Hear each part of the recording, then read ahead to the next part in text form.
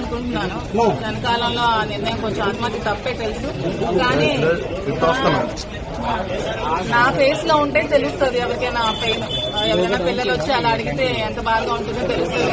But దీన్ని కూడా రాజకీయం చేయాలని చూసారు లోపల. మిమ్మల్ని కూడా ఎలా చేయాలి చూసారు కదా, ఎవరిని కూడా ఎలా చేయలేదు.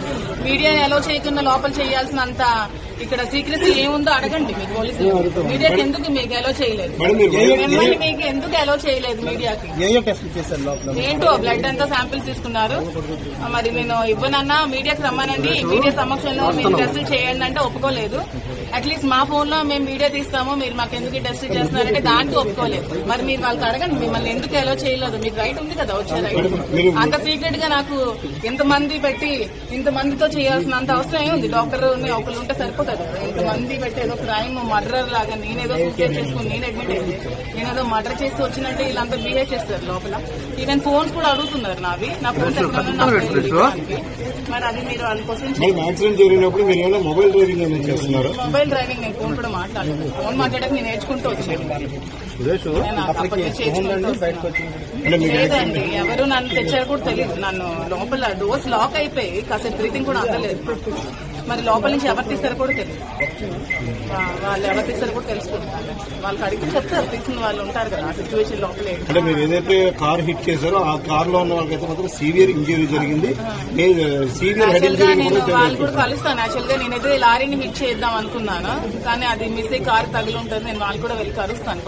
ఆత్మహత్య నేరం అని తెలిసి అంతటి మానసిక శోభకు గురయ్యాను కాబట్టి ఆత్మహత్య చేసుకున్నాను. నా పిల్లలు నాకు క్వశ్చన్ చేశారు కాబట్టి నేను ఆత్మహత్య చేసుకోవాల్సి వచ్చింది.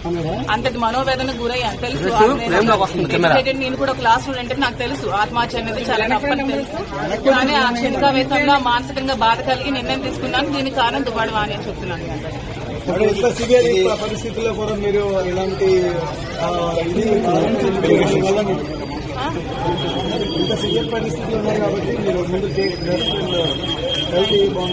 బట్ ఒకసారి వాళ్ళు కూడా క్వశ్చన్ చేయండి, మనం ఎలా చేయకుండా నాకు ఎందుకు చేసేవారో ఫస్ట్ లో ఎలా చేశారు మేడం? తర్వాత ఏమో టెస్టులు చేస్తా ఉన్నారు, అందుకని ఎలా చేయడానికి ఏముంది? బ్లడ్ టెస్ట్ కి ఎలా చేయడానికి సంబంధం ఏముంది? Blood test just sample collection కదా, తప్పే ఉంది దాంట్లో. శాంపిల్ కలెక్షన్ అంటే అంతా సీక్రెసీగా అంతా నన్ను ఇది వాన్ చేసి బెదిరించి చేయాల్సిన అవసరం ఏముందని అడగమంటున్నాను. మనం ఎలా చేసి టెస్ట్ కూడా జీరో వచ్చింది. బ్లడ్ శాంపుల్ ఆ స్లిప్ ఊరుకోకుండా ఫోటో తీస్తాము. సమాచారం అనుకున్నావా?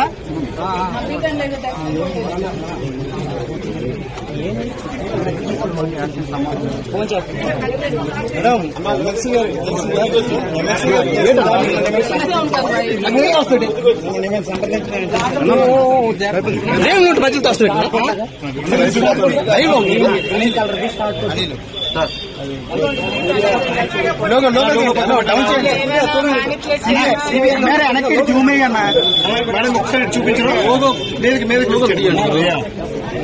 కొంచెం సైడ్ పెట్టమ్మా. డౌన్ చేసుకో చాలు. హలో మేడం మళ్ళీ ఒకసారి చూపించరా? ఒకసారి సెంటర్ ఫ్రెండ్ ఎంత యాక్సిడెంట్ అయినా మీరు సేఫ్ గా కొంచెం చొలకాయలతో బయటపడి. Okay madam, as well as recover అవ్వాలి. ఓకే మేడం, పక్కన